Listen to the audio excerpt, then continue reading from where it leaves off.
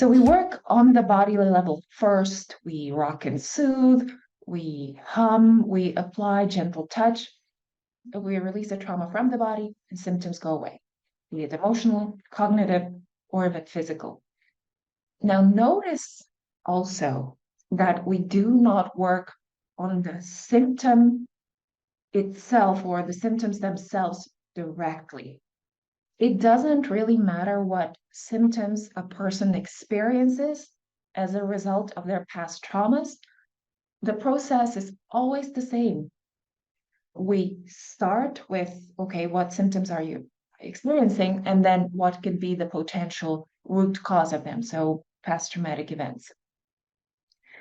If you take the first case study in module 2, from dip to divorce, I didn't try to offer Becky, who is the client featured in that case study, a different way of looking at why her husband is turning to tobacco to dissolve his stress. I didn't try to give her any reframes.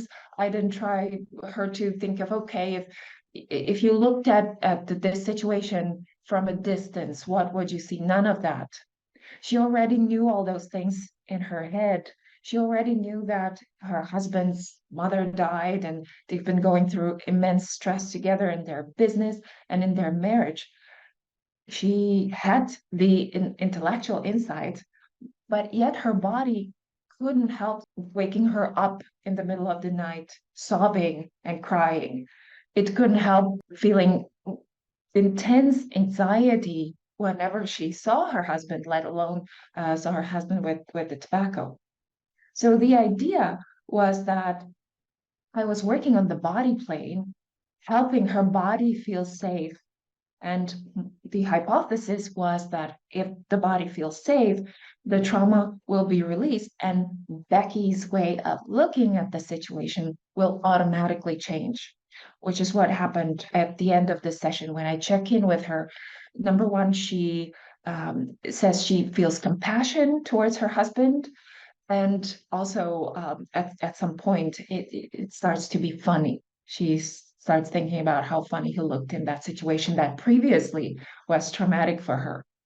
And by the way, we apply this body first idea on two levels. One, the micro level, which is within the session, to release the trauma behind traumatic memories and traumatic emotions, but also long term, if you think of when you work with a client during the sessions, we first start clearing their memories and their traumas.